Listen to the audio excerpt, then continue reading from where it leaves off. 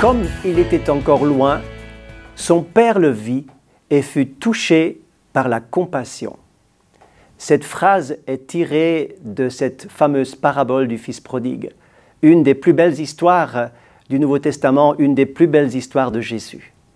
Un père qui attend le retour de son fils. Son fils avait fait des bêtises, il était parti avec son héritage, mais il en a fait quoi? Il n'en a rien fait, il a tout perdu, tout dilapidé, il a déshonoré son père, mais son père l'attendait avec amour, avec compassion. Un père ne peut pas oublier son fils, une mère ne peut pas oublier son enfant. Cet amour surpassait tous les reproches qu'il aurait pu obtenir, ce fameux fils, en revenant, la tête baissée, les bras ballants, sales, les habits déchirés, les poches vides. Il revenait à la maison pour se repentir. Son père aurait pu l'accueillir en disant « j'attends des excuses » ou encore « tu te rends compte ce que tu as fait, tu te rends compte le déshonneur que tu as mis sur notre famille ». Il aurait pu dire mille choses, attendre des repentances profondes, le mettre à l'épreuve, mais le père le reçut avec compassion. Quand la compassion triomphe, c'est le thème de ce petit partage de quelques minutes que j'ai à cœur de vous transmettre dans cette émission. Quand la compassion triomphe. La compassion, voyez-vous, elle inclut beaucoup de belles choses, des valeurs qui se perdent aujourd'hui, des valeurs tellement importantes comme le pardon, comme l'amour, la miséricorde. Ces choses qui sont dans un monde qui semble parfois devenir de plus en plus intransigeant, dur et insensible. Dieu cherche aujourd'hui, chez vous, chez moi, dans notre cœur, la compassion authentique, la compassion. L'histoire suivante que je voudrais évoquer courtement et qui est relatée dans une des lettres de l'apôtre Paul est une histoire merveilleuse parce que l'apôtre Paul va la consigner dans une courte lettre constituée d'un seul chapitre. C'est l'histoire d'un chrétien. Un chrétien qui est assez aisé, il a une grosse maison, une grosse propriété, il accueille chez lui aussi une église de maison où de nombreuses personnes viennent régulièrement chez lui. Il propose de faire des rencontres, des réunions, des cultes, etc. Et ce grand propriétaire, qui s'appelle Philémon, a un serviteur, un esclave, qui était donc à l'époque monnaie courante dans l'Empire romain. Ce propriétaire va avoir cet esclave qui s'appelle Onésime, qui va le servir. Onésime est donc à la maison, habitué, il est chez lui, il est probablement bien traité, bien que, comme tous les esclaves, il n'avait pas de droit. Et il entend l'Évangile à chaque fois que l'Évangile est prêché.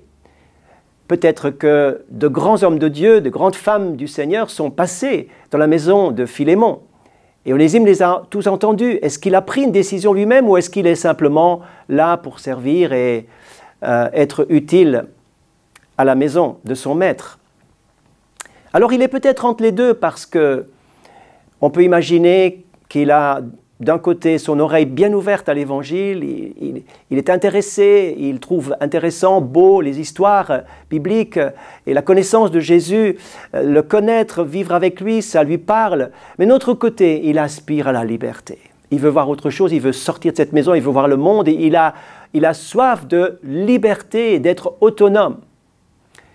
Vient le jour est arrivé où Onésime a pris dans la caisse de la maison, il est parti avec de l'argent et il s'est enfui. Il s'est enfui, il se retrouve dans la plus grande ville de l'époque qui était la capitale de l'Empire, Rome, et là il va disparaître dans la foule. Comment va-t-on retrouver un esclave? Eh bien, l'histoire ne nous le dit pas, mais les conséquences sont bien là, et ça on peut le voir dans cette lettre à Philémon, c'est que il va se faire attraper quand même, parce qu'à un moment donné, ses ressources financières sont terminées. Et que va-t-il faire? Peut-être va-t-il voler ou va-t-il essayer de trouver du travail? Mais tout à coup, l'esclave en fuite est repéré et mis en prison. Mais voilà qu'il se retrouve, comme par hasard, entre guillemets, comme par hasard, dans la même prison, dans le même département, prisonnier, dans la même allée peut-être, ou voire même dans les cellules qui sont pas très loin de la cellule de l'apôtre Paul. L'apôtre Paul était emprisonné à Rome, et voilà que Onésime se trouve dans la même prison que Paul, vous vous rendez compte? Et Paul, bien sûr, est connu. Il est connu dans le monde chrétien. Le nom de Paul avait déjà résonné à l'oreille d'Onésime, et il a le privilège de rencontrer en personne l'apôtre Paul, mais en prison. Mais il va entendre, cette fois-ci dans des circonstances complètement différentes qu'à la maison, l'Évangile, le message du salut, le message du pardon. Et bien sûr, il va ouvrir son cœur, il va saisir cette deuxième chance, il va saisir l'opportunité, et l'apôtre Paul va lui exposer l'Évangile, et il va dire « Oui, je veux cela, j'ai commis une grosse erreur. Que va-t-il se passer maintenant? Que vais-je devenir ?» Et l'apôtre Paul, après l'avoir amené au salut, à la repentance, il a reçu cette vie nouvelle, ses péchés ont été lavés, pardonnés, et il est devenu un enfant de Dieu, un frère de l'apôtre Paul. Mais la vie ne s'arrête pas là. Il faut maintenant réparer. Il faut revenir à la maison. Ah oui, il va être renvoyé à la maison où il appartient, donc à Philémon. Philémon est à Colosse, c'est une ville en Asie mineure, donc dans la Turquie actuelle, Colosse. Eh bien, il va rentrer. Comment va-t-il rentrer?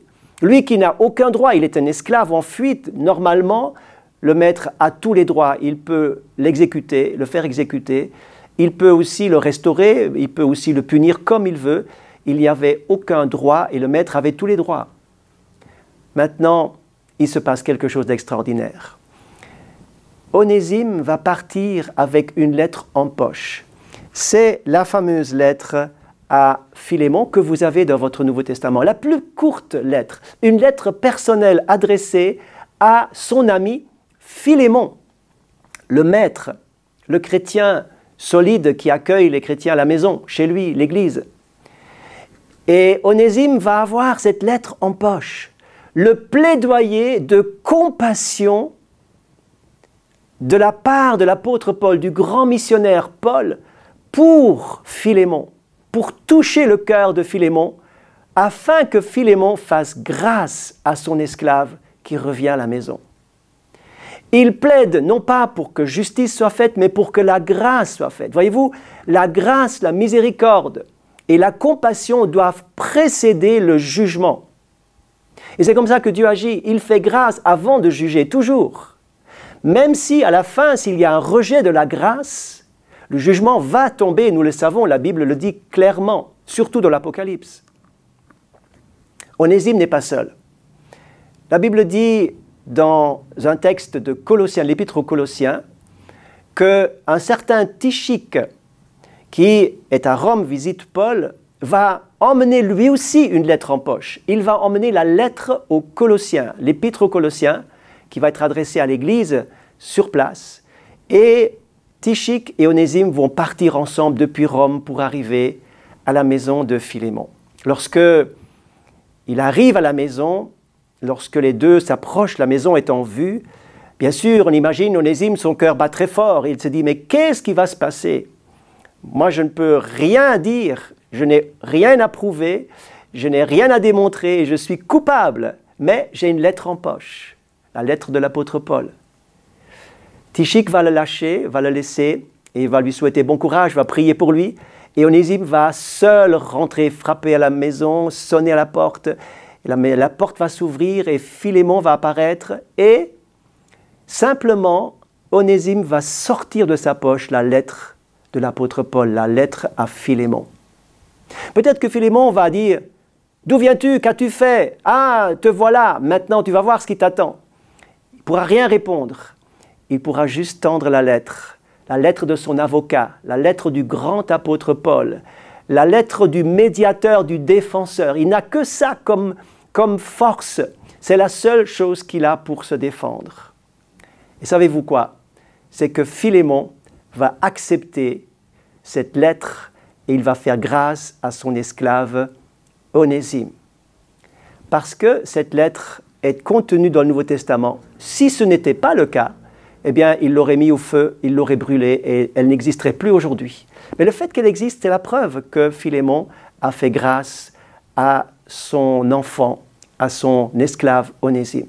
Voyez-vous, il n'y a plus de condamnation pour ceux qui sont en Jésus-Christ. Vous avez cette lettre d'amour du Père dans cette Bible. Cette Bible est un condensé de tout ce que Dieu dit à notre sujet. Si vous acceptez le salut en Jésus, vous avez une lettre qui plaidera pour vous. Elle vous donne cette assurance du salut.